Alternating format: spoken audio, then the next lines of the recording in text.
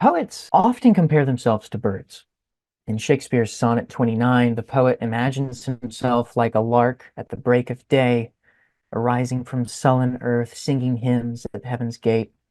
Percy Bysshe Shelley imagines his ideal poet as a nightingale, an unseen musician who sings to cheer his own solitude with sweet sounds. One of Elizabeth Bishop's poems imagines the poet as a sandpiper running in the state of controlled panic, a student of Blake. And it got me thinking, if Thomas Traherne were a bird, what kind of bird would he be?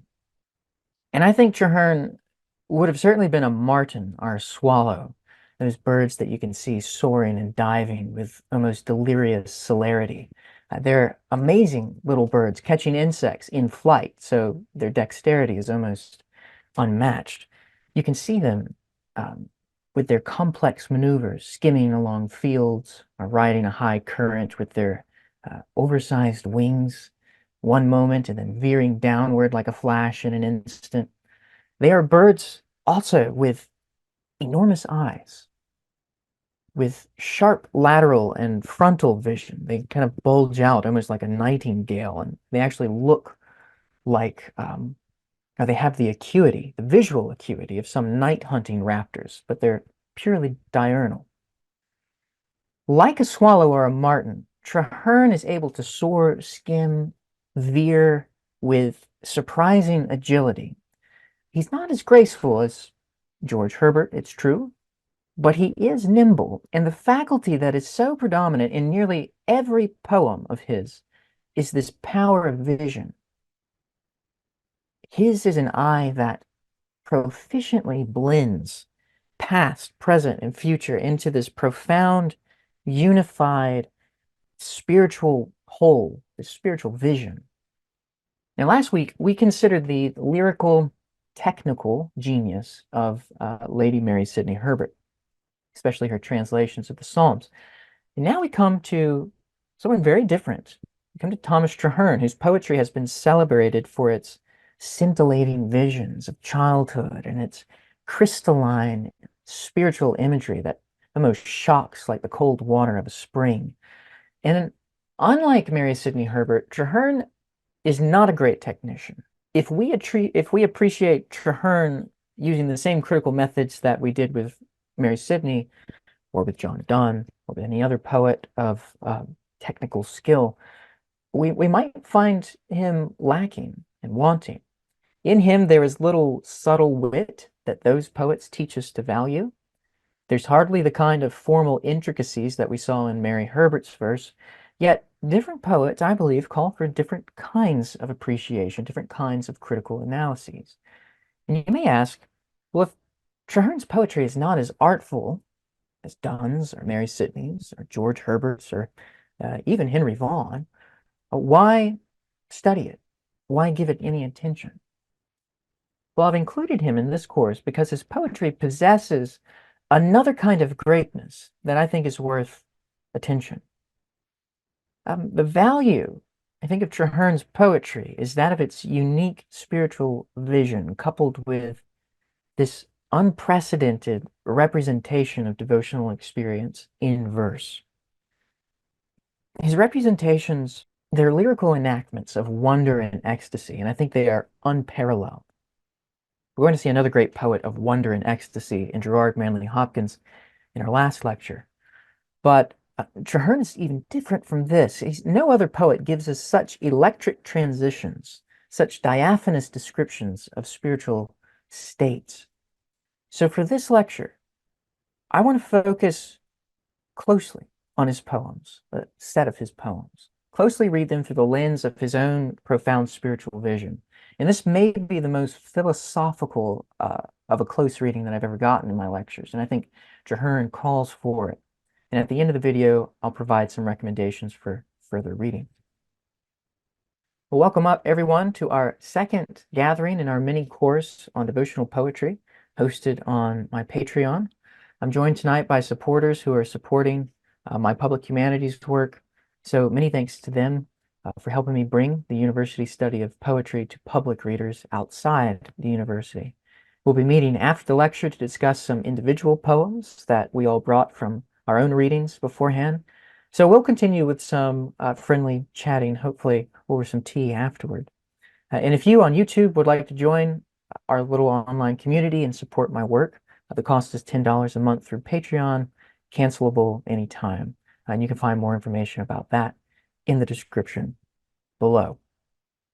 All right, let's go back to Traherne. And I want to look first at Eden, which is a poem that's often anthologized. Traherne returns there often, Eden. Before I move to this poem, I want to say a word about the manuscript history. Only one prose work was published by Traherne in his lifetime, and this was an anti-Catholic polemic called Roman Forgeries. It was a tract. The majority of his work, the centuries of meditations and the poems, remained unpublished for 2 centuries.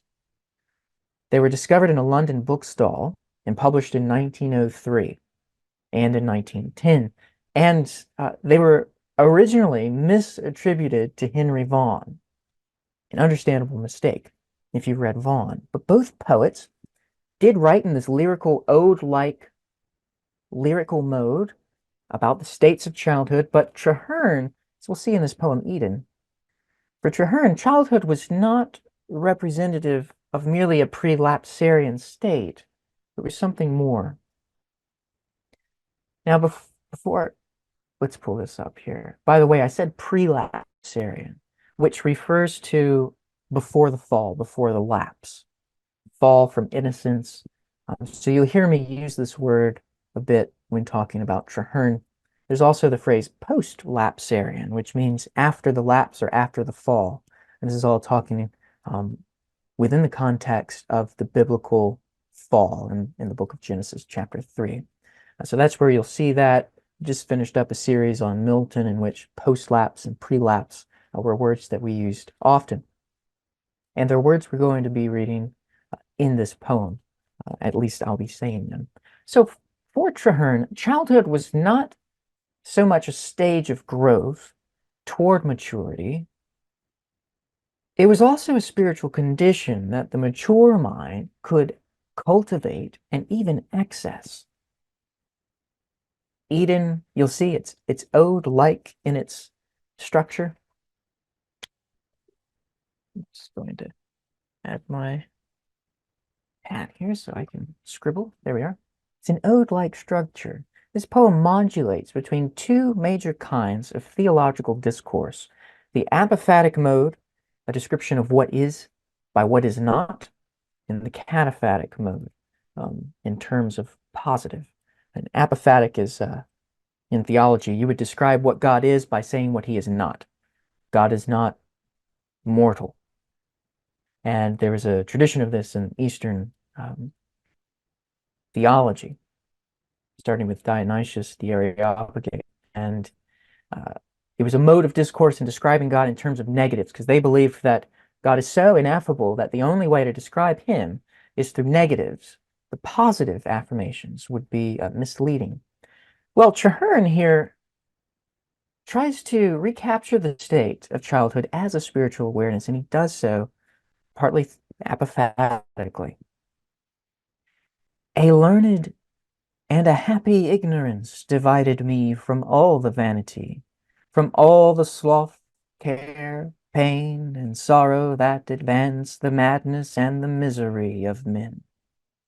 No error, no distraction I saw soil the earth, or overcloud the sky. So there's not much known about Traherne's own childhood. He grew up around Hereford, which is near the Welsh border area. It's interesting that so many of the best English devotional poets come from this area, or either Welsh or from the Welsh border: George Herbert, Henry Vaughan, and Traherne. And that's exactly where Traherne was born. So little is known about him, but his childhood was undoubtedly marked by the civil wars. Hereford was a strongly royalist county, or Herefordshire was, and was often besieged by the parliamentarians. Scholars believe that he was around 6 years old at the time of this war. Traherne went to Brasenose College, Oxford, He was made minister in 1657 and sent to Credenhill. 1657 would have placed him right in the middle of the Puritan interregnum. So he actually was not ordained by a bishop because episcopacy was outlawed. He was appointed by a committee of Presbyterians.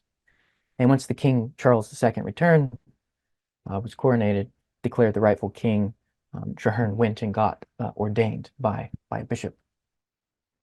So that was during the interregnum. For those of you who are new to this period, I have a lecture on the early 17th century and another one on the late 17th century under the playlist Lectures on English Poetry. You might find that helpful for context.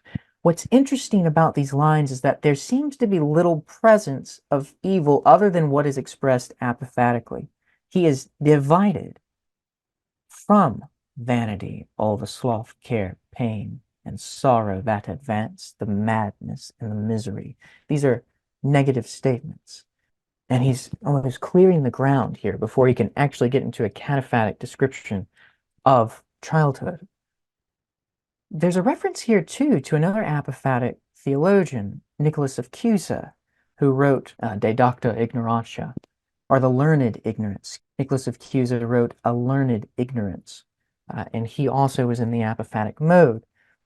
Traherne continues this apophatic mode for another stanza.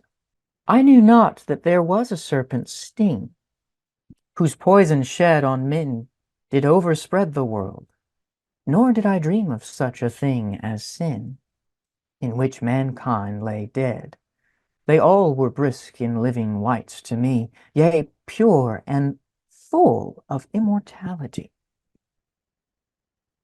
And these two lines are leading into the positive mood, not what they were. He's not really denying the presence of what might be called original sin for 17th century Calvinist England.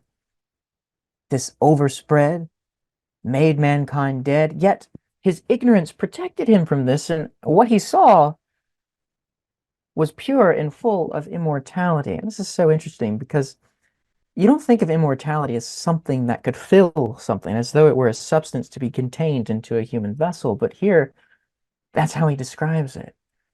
Traherne's idea of immortality places him in proximity to one of the most important intellectual movements of his time, the Cambridge Platonists. These Canterburyan divines, there's Ralph Cudworth, John Smith, and Henry Moore, used Platonism as a means to explain consciousness, in a way to criticize Thomas Hobbes' account of the mind, and to counter Christian fanaticism of the more extreme Calvinistic Puritan modes. In that respect, we are to read Traherne's verse philosophically and theologically. He's at odds with Hobbes' idea of the mind as well as some extreme articulations of total depravity, this idea that we are totally depraved without any sort of goodness. And there's a great diversity of interpretation, even within the Calvinist traditions in England, on the extent of depravity.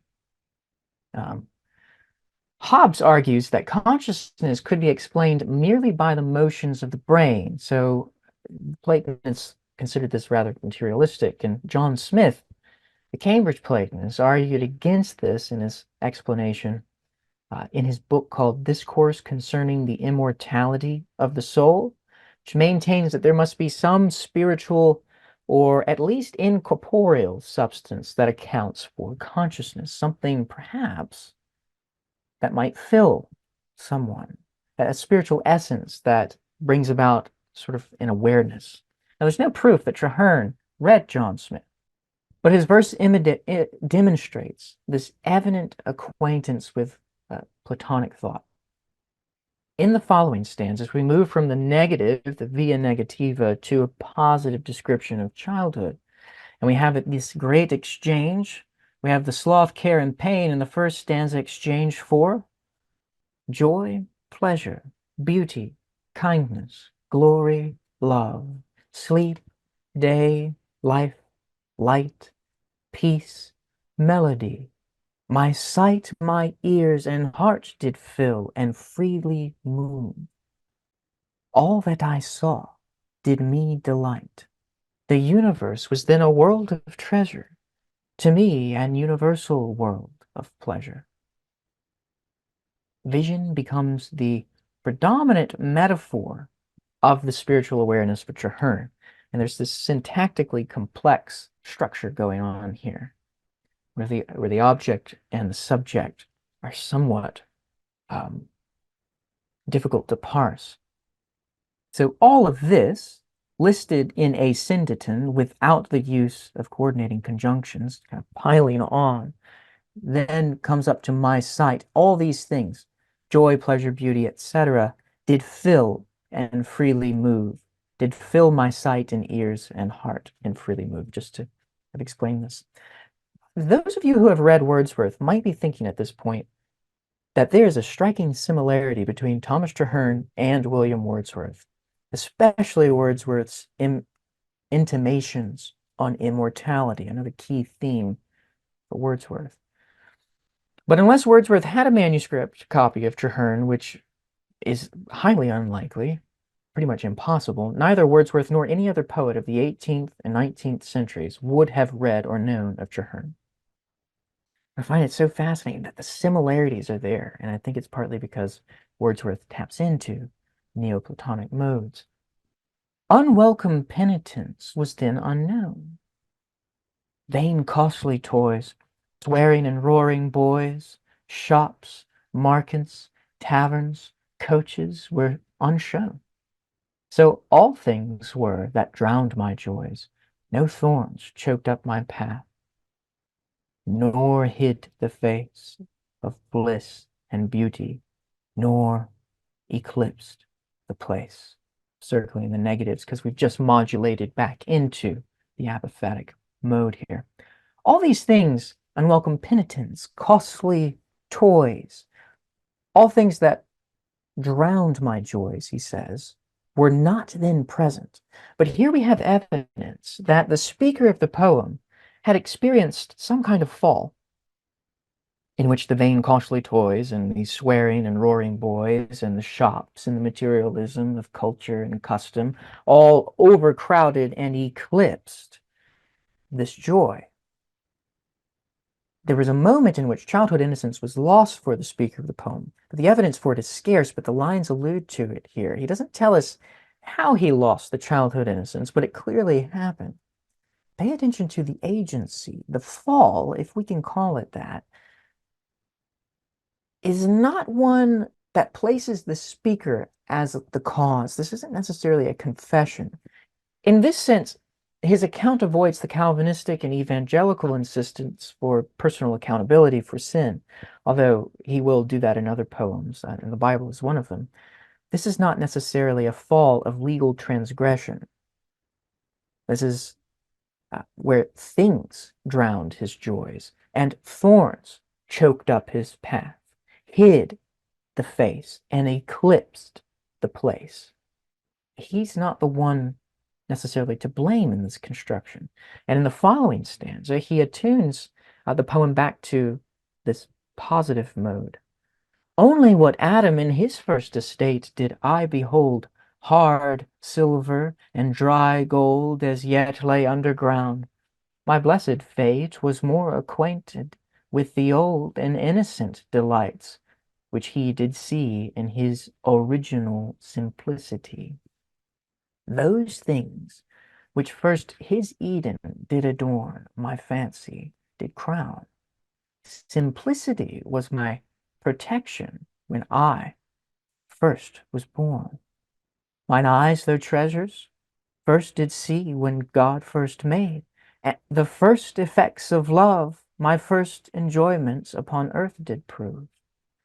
Just to stop here, first original simplicity. What's fascinating about these two stanzas is their suggestion that the state of childhood was actually better than Adam's first estate. Those things which first his Eden did adorn, Adam's Eden, Traherne's Eden, crowned him. It's interesting, these verbs, adored and crowned, seem to betray the fact that this was actually better than Adam's Eden. And now we come to the final stanza in this ode, ode-like poem, I should say, returning suggestively to the beginning. But there's a major difference, and you can hear it crying out in the poem.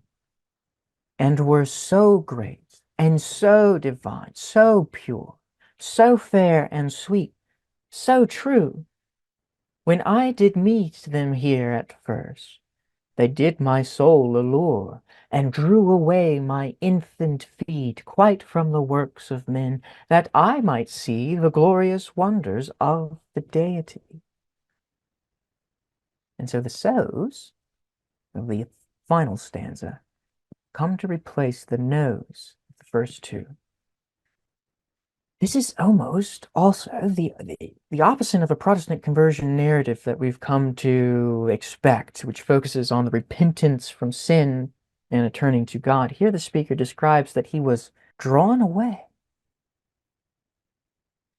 which is fascinating because it's almost a direct quotation from the book of James in the King James Version, where the author of the epistle says that every man is tempted when he is drawn away by his own lust and enticed. But here it's not lust that's drawing him away. The poet describes how he was drawn away, not by lust, but by God, by the pure things of the world to God.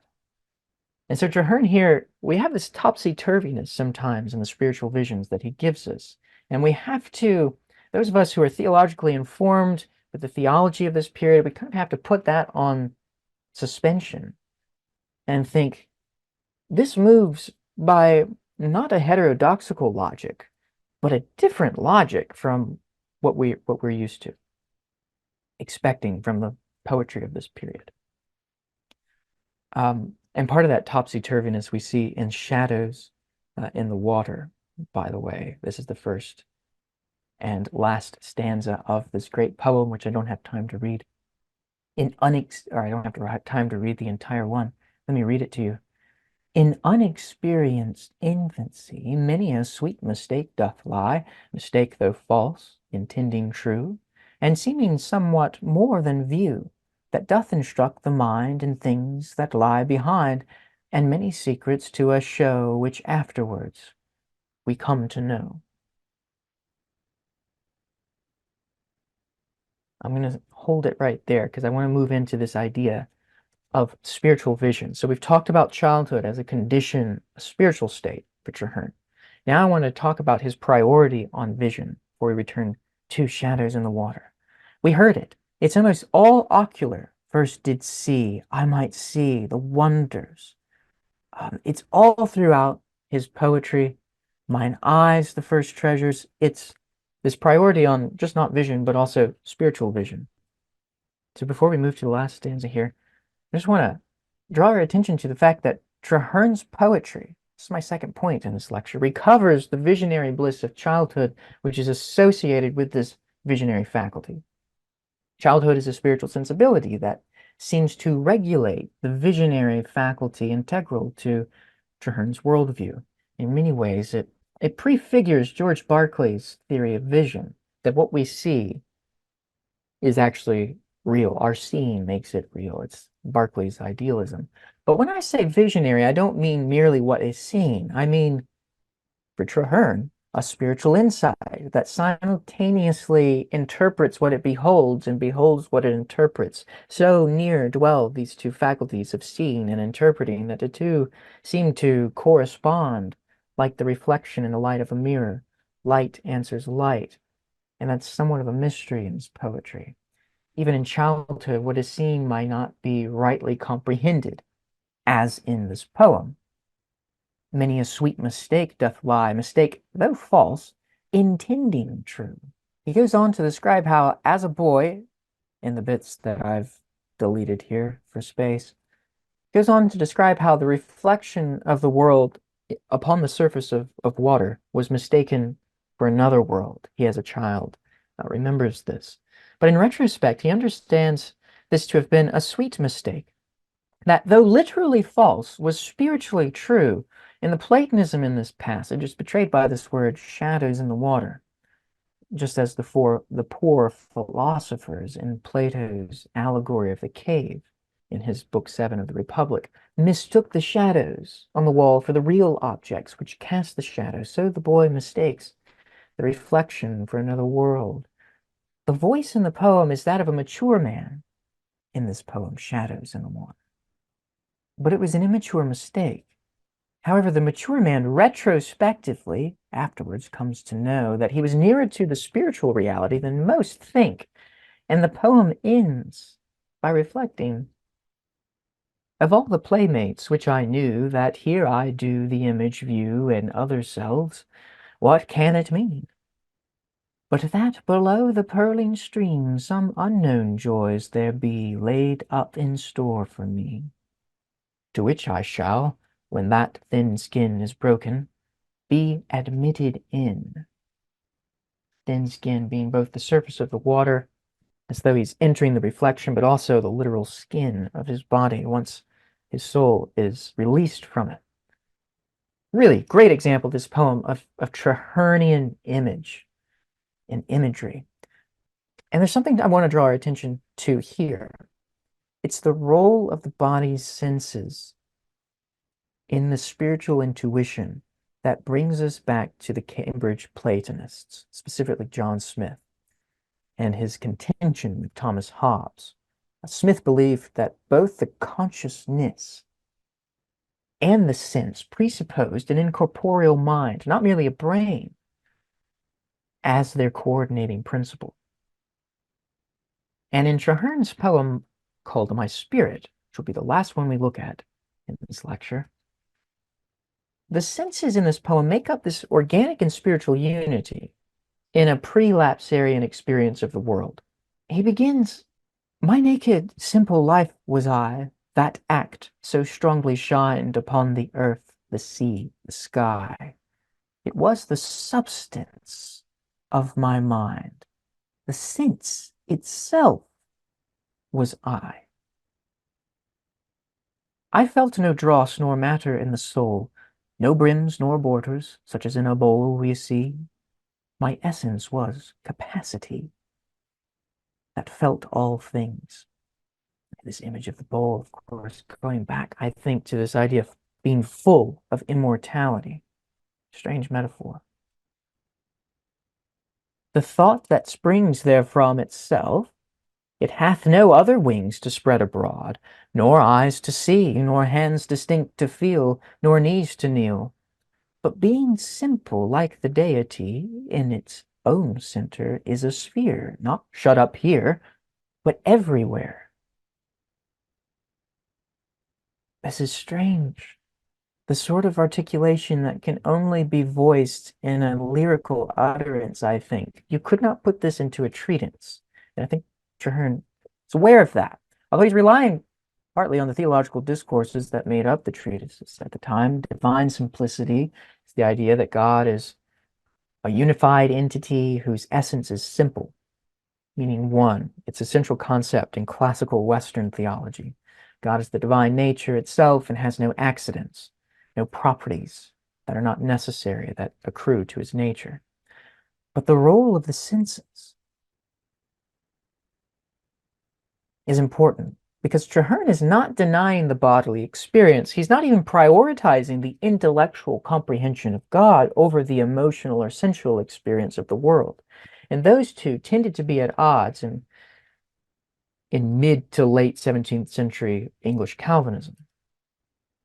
There's this priority of the intellectual comprehension. But Traherne fuses the two, body and mind, sense and intellect, into a communicating receptacle for divine experience and knowledge. In Consummation, another poem, I've just taken these two stanzas from there. He writes, the thoughts of men appear freely to move within a sphere of endless reach and run, though in the soul, beyond the sun. The ground on which they acted be is unobserved infinity, traversing through the sky, though here, beyond it, far they fly, abiding in the mind. An endless liberty they find, throughout all spaces can extend, nor even meet or know an end. I'll have a note to this in the YouTube video about the correction here. The definition of God is an infinite sphere whose center is everywhere and whose circumference is nowhere, has its roots in a long tradition of medieval thought.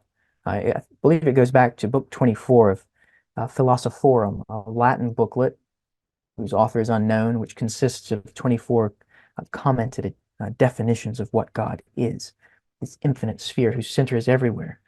Traherne also describes nature this way in another poem, interestingly enough. It acts not from a center to its object as remote.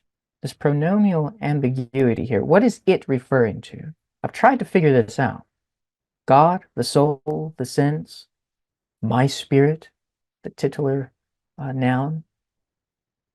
I believe sense and spirit here, perhaps all possibilities. Its object as remote, but present is when it doth view being with the being it doth note whatever it doth do.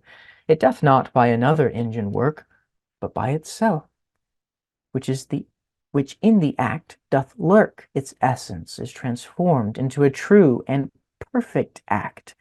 And so exact hath God appeared in this mysterious fact, that 'tis all eye, all act, all sight, and what it please can be, not only see or do, but 'tis more voluble than light, which can put on 10,000 forms, being clothed with what itself adorns. Voluble, by the way, just means flexible, or protean, changeable, in some cases inconstant. Inconstancy is usually negative, and it's clearly something I think positive here, something changeable. But again, notice this priority on seeing appeared. All eye, all act, all sight. Not only see or do, 'tis more voluble than light, forms being the ocular experience here. Optical reception of God, the soul's perception of things and thought becomes a way of reading. Traherne's hermeneutic of the world interprets human nature, the natural world, and the spirit of God in this unified relation to each other. And he goes on in stanza 3. This has been called Traherne's most comprehensive poem, by the way. It's the most unified, the most complete. This, another elusive pronoun, this made me present evermore with whatsoever I saw. An object, if it were before my eye, was by Dame Nature's law within my soul. Her store was all at once within me. All her treasures were my immediate and internal pleasures, substantial joys, which did inform my mind. With all she wrought, my soul was fraught, and every object in my heart of thought begot or was, I could not tell, whether the things did there themselves appear, which in my spirit truly seemed to dwell, or whether my conforming mind were not even all that therein shined. Senses, particularly nature, is key here.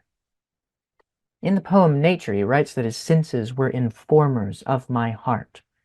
Informers of my heart. And it's partly through the senses, our experience of the world, that he comes to the knowledge of God.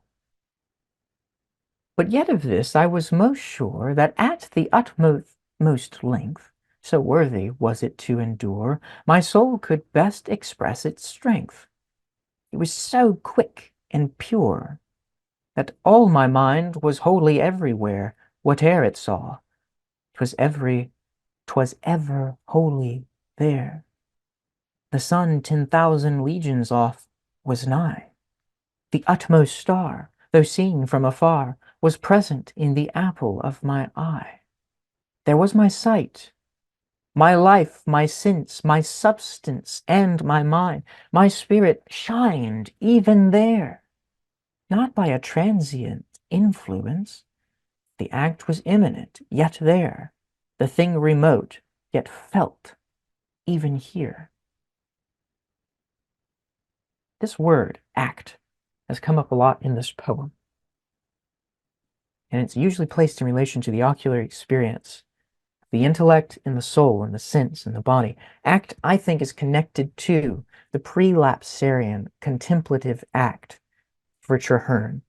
And this is something I've not been able to find has been talked about in scholarship.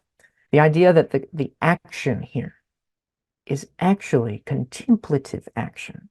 And the reason I say this is because he describes it in his poem Silence.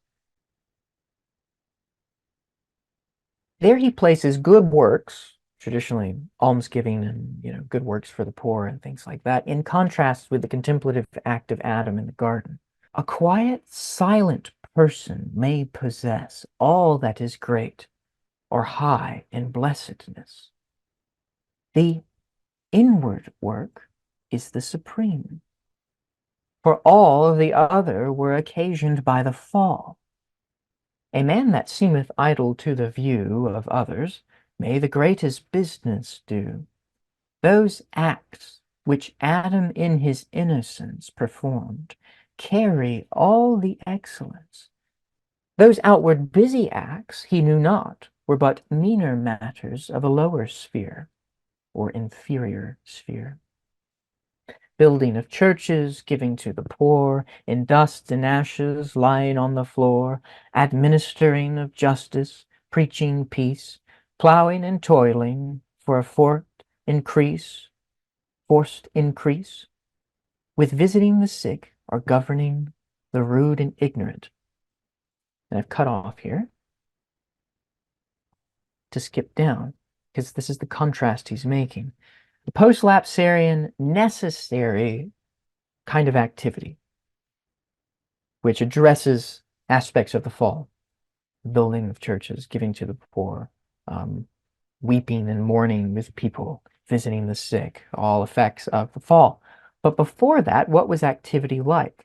Here he says, the first and only work he, as in Adam, had to do was in himself to feel his bliss, to view his sacred treasures, and admire, rejoice, sing praises with a sweet and heavenly voice, see, prize, give hourly thanks within, and love, which is the high and only work above them all. Here we have the hierarchy of the greatest, faith, hope, and love, things given from God. The greatest is love. And this at first, what's mine? These were my exercises of the highest sphere, to see, approve, take pleasure, and rejoice within is better than an empty voice. So there are several kinds of acts, human activity of good works, a necessity of the fall, which Traherne would agree are necessary, but often eclipse the prelapsarian activity, the original state of activity, which is contemplative. Pretty radical, I'd say, in the way of George Herbert as well, who was more monastic in his thought. So is Traherne. And so in stanza 5, the reason I've paired these two poems together is because in stanza 5, he actually moves into the state of what he just described. The exercise of seeing, approving, taking pleasure, and rejoicing within. Stanza 5 of My Spirit, we return to that poem. O joy, O wonder and delight, O sacred mystery, my soul a spirit infinite, an image of the deity, a pure substantial light, that being greatest which doth nothing seem, why, 'twas my all, I nothing did esteem but that alone, a strange mysterious sphere, a deep abyss that sees and is the only proper place of heavenly bliss. To its creator 'tis so near in love and excellence, in life and sense, in greatness, worth, and nature, and so dear, in it without hyperbole, the Son and friend of God, we see.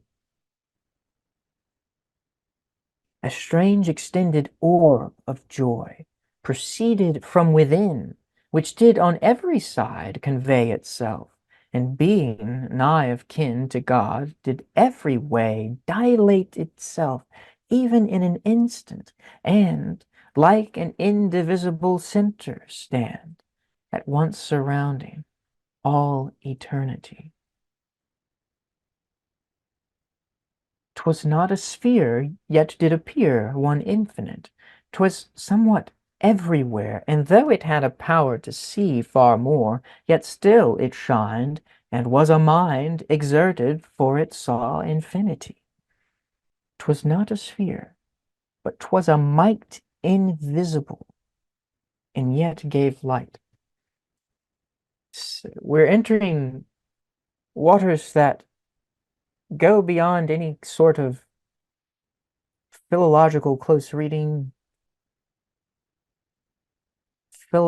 philosophical parsing. It's different. It's very different from Vaughan. Henry Vaughan sees his life moving along a linear trajectory, like most of us would see our lives.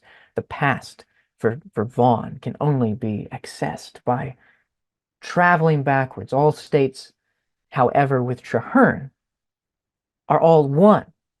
It's not a matter of retrogression or returning, but a matter of dilation of the experiential sphere of spirit and sense that comprise the self.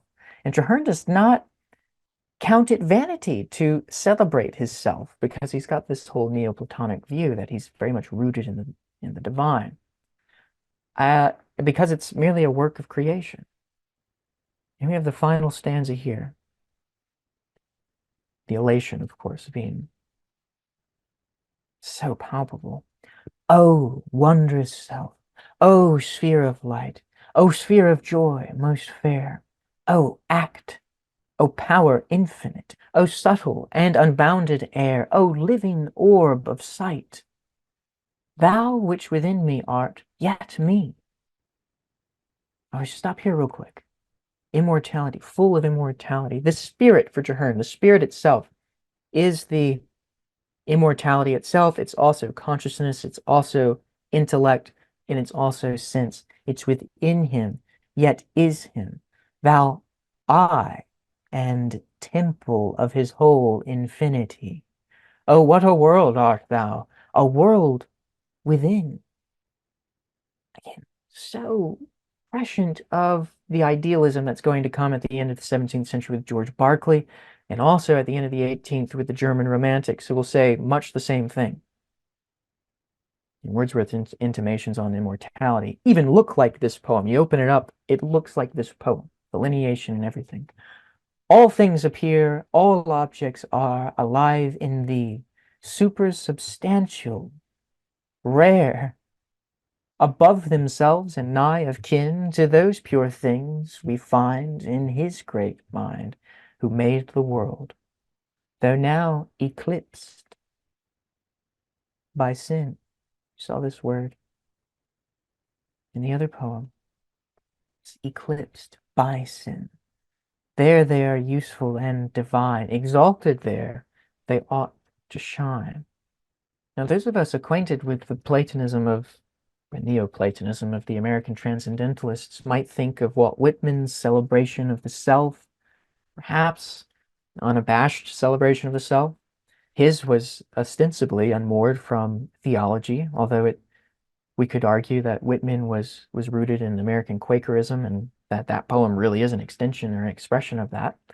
But this is very much rooted in Neoplatonic, even biblical language. We might also think of Ralph Waldo Emerson's transparent eyeball in his Nature essay in the 1830s, where Emerson says, standing on the bare ground, my head bathed in the blithe air and uplifted into infinite space, all mean egotism vanishes.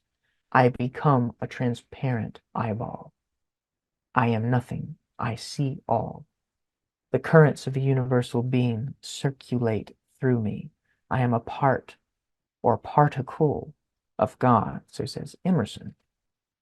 And in Traherne, I think we see something very similar. And the reason is because the Romantics, 17th century idealists, the American transcendentalists, also idealists, are all affirm that has its roots in this Neoplatonic substrate. And so we look and say, oh, this must have been pollinated from this bloom, when really we're looking at the fruits, which are so similar, but have nothing to do with each other, but they're all coming from the same ground.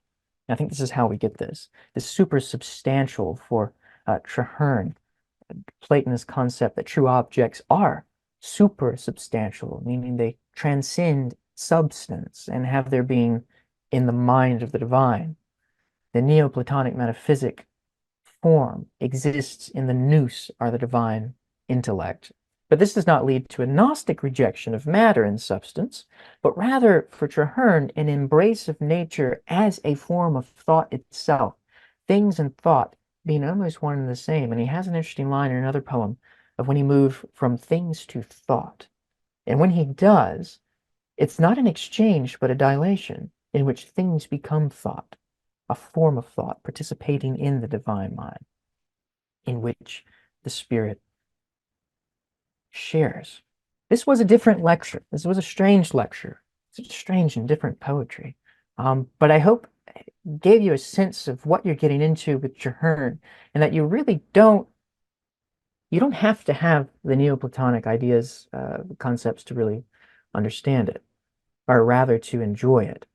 It's there. And the more I'm reading these poems all the way through and together, I'm seeing how it relates almost like a constellation that has its own orbits and pulls of gravity where they're all moving together. You get the sense when you first read it that they're disparate poems. But our exploration of Traherne today is meant to reveal a poet with a truly unique perspective on devotional experience. Unlike many devotional poets, Traherne, he isn't concerned with demonstrating acts of piety through repentance so much. But he's not against that.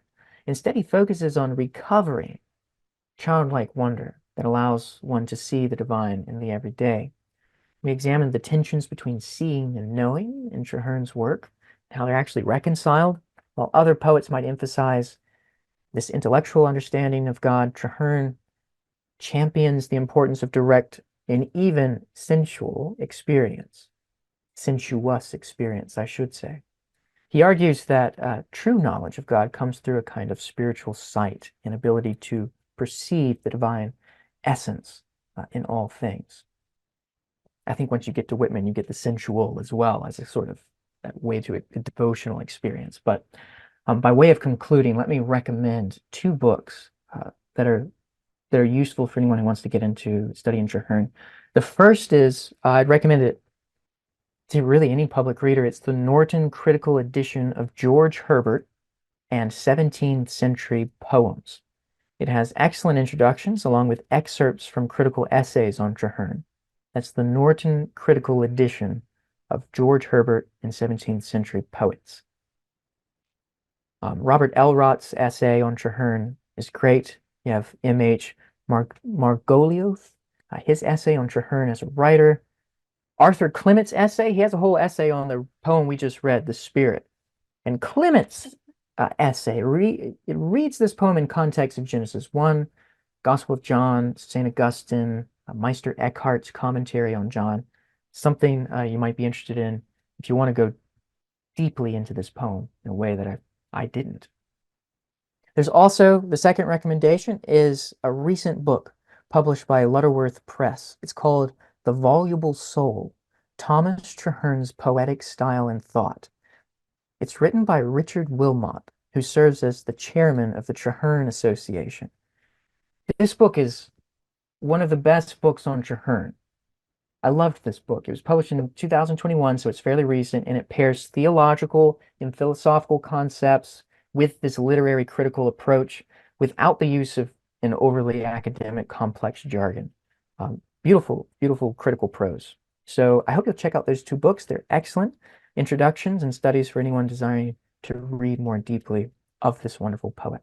For everyone on YouTube, thanks so much for watching, and until next time.